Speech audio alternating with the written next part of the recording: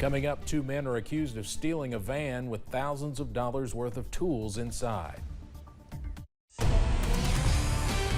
Dedicated to Eastern and Southern Kentucky, this is WYMT Mountain News at 11. Good evening, I'm Steve Hensley. 2 men are in jail tonight after a van was stolen in broad daylight in Prestonsburg. The men's names are Ricky Atkins and William James. Police say the personal work van was stolen Monday from the parking lot of Prestonsburg City Utilities. And as Emily Bennett reports, thousands of dollars worth of tools were inside. In just a few seconds, in broad daylight, this van was taken from the parking lot of Prestonsburg City's utilities. And there was ladders and tools used to do construction type work. You can see in this video the vehicle being stolen Monday from the lot. The van recovered by Prestonsburg police within 7 hours in the Arkansas Creek community in Floyd County. I'm not sure what the reasoning behind taking the vehicle was, but they were able to recover the vehicle without any damage. Patrolman Sean Little says they arrested William James for the theft of the van, but after they found it, the construction tools were not there. Police received information they were at this house in the Martin community. The owner of the van was able to give a pretty good description of the items missing. Tuesday, patrolmen received a search warrant for the house in Martin, found the tools, and arrested Ricky Atkins for receiving stolen property. The value of the van and the tools is in excess of $30,000. Little says a theft like this is a good reminder for people to take pictures of your valuables, so it's easier for police to identify and return. Anything you have of any value that if you're traveling in a work vehicle and you possess tools, I know tools are not cheap anymore. Anything, always document what you have, take photographs of it when you purchase it, keep it on your phone or keep it somewhere safe. And always report a theft as soon as possible. That was Emily Bennett reporting. The van and most of the tools have been returned to the owner. The theft is still under investigation. Georgetown police are investigating a bank theft unlike anything they've ever seen before. Police say an ATM was stolen from a bank on West Showalter Drive. They say surveillance video showed a person in dark clothing arrive at the bank in a U-Haul before going over to the construction site by the Scott County Library to take a forklift at the site, which police say they drove over to the bank to steal the ATM. While this person was doing that, the ATM slid off the forks. They're still able to get it loaded back on and onto the truck, and they left the area. Allgood says they don't have a tag or description of the person yet, but they do have a time frame for the theft. So far, no arrests have been made.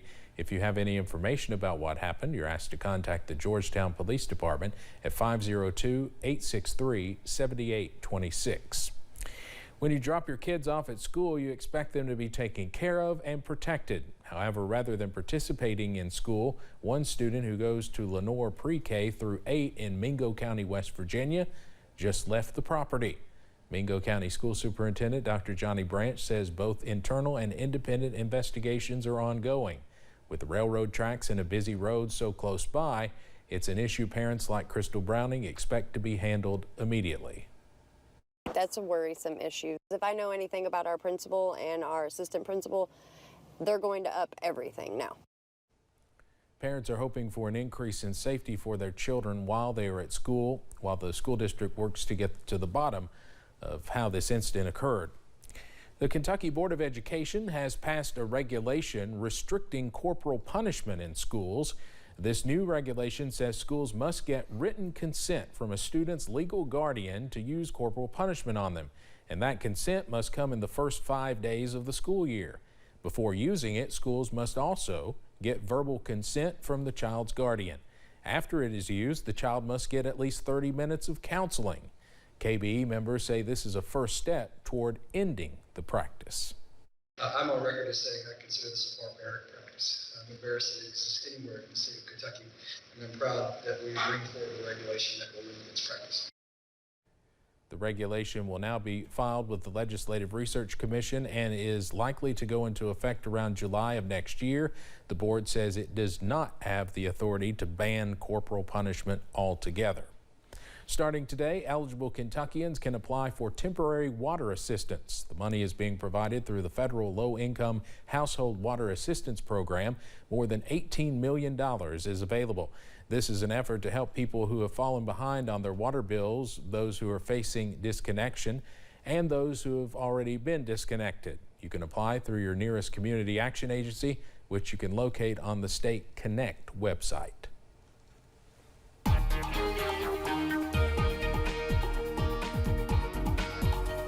Well, it was a rather gloomy day in the mountains today. We did see a little bit of sunshine, especially as we went into the sunset hour.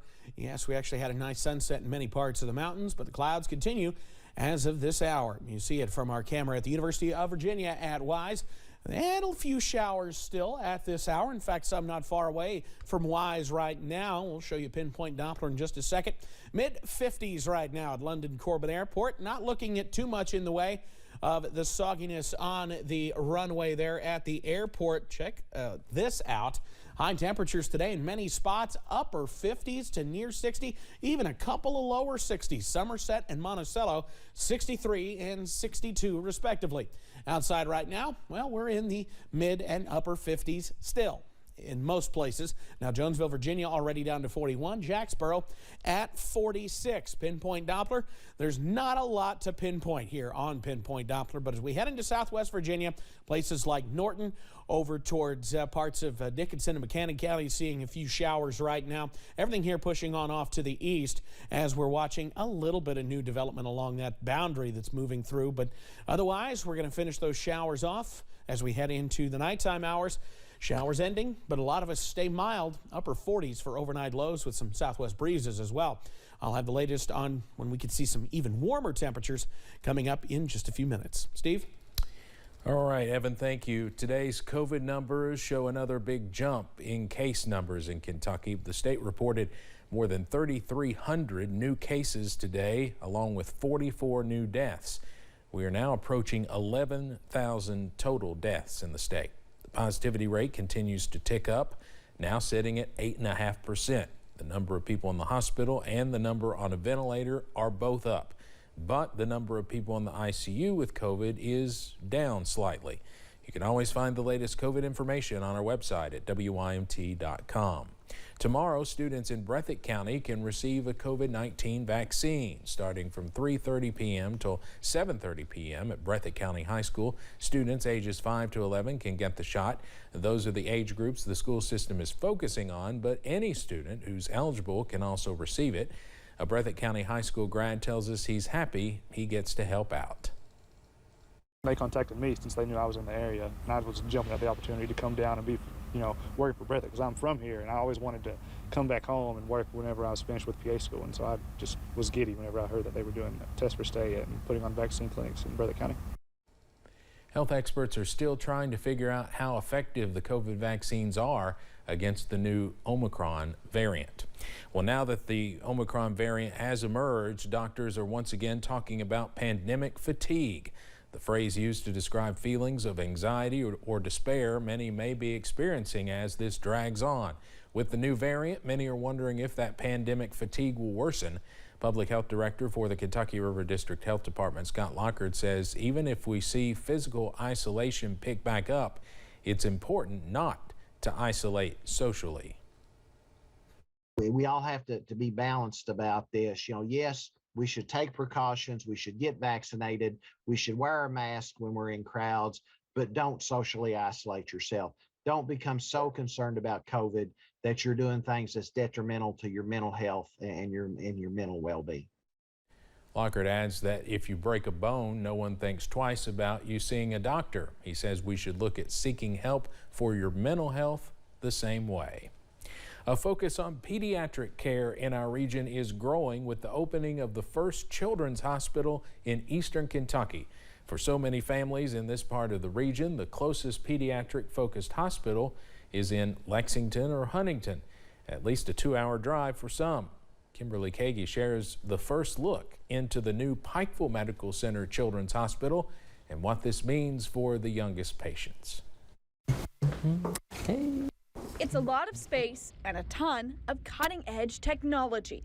Inside Pikeville Medical Center, the new children's hospital is ready to open. As both a father and a grandfather, and living and growing up in this region, knowing that the people of the area has had to travel for too long for the quality care. The two closest children's hospitals were in Lexington or Huntington, adding up to more than a 2-hour drive for some. The Children's Hospital at PMC is the first to open in Eastern Kentucky, helping to keep care close to home. When people in the outlying community go to emergency rooms with their children, and those children need to be seen by a pediatric hospitalist, we are here 24/7 to answer the call, to bring those children to safety, and to give them the best care. UK Children's Hospital and PMC will share pediatricians as the hospital works to expand its program.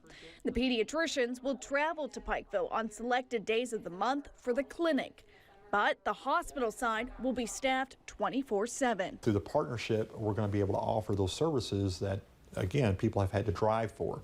So we'll set up, use our own Pikeville Medical Center scheduling system to set up their schedule. They'll be able to do their labs here. They'll be able to stay here. So they'll be able to do diagnostic testing here. A safari trip with bright colors will serve as a distraction, helping calm nerves in the 10-bed patient system and clinic. We are delivering a promise, to the people of this community to deliver the best care we can for their children in the most comprehensive facility that you're going to find anywhere in the state and maybe even anywhere in the country, right here in the mountains.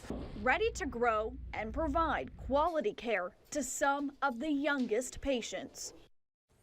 That was Kimberly Kagi reporting. The first patients will be seen at the beginning of next week. Governor Andy Beshear and hospital leadership will cut the ribbon tomorrow afternoon at the facility, and we'll have coverage of that tomorrow night.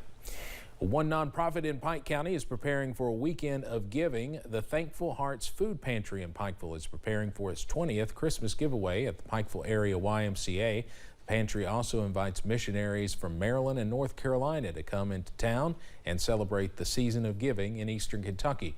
Children at the event can receive new shoes, winter clothes, toys, and many other things they may need during the Christmas season. It's free to all the children. We go from ages 0 to 16, and it's like an all-day event. We go up to 1,500, even more. So I figured this year is going to be a whole lot more kids. But we start as soon as Christmas is over with, gathering and preparing and getting ready for the next event.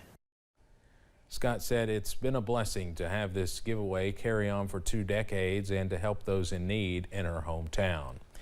Christmas is coming to the mountains, or at least the Mountain Arts Center. The building is decorated and the Kentucky Opry Christmas Show is on the schedule, bringing some holiday magic and music to the MAC stage.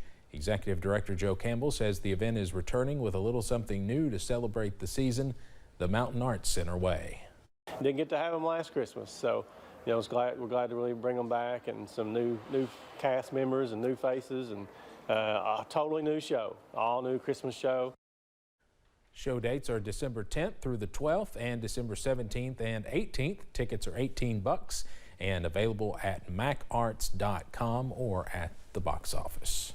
The Kentucky State Police Cram the Cruiser event is continuing across the state at all the state police posts. Trooper Matt Gayhart with KSP Post 13 here in Hazard posted on his Facebook page that anyone can drop off non-perishable food items at the Hazard post.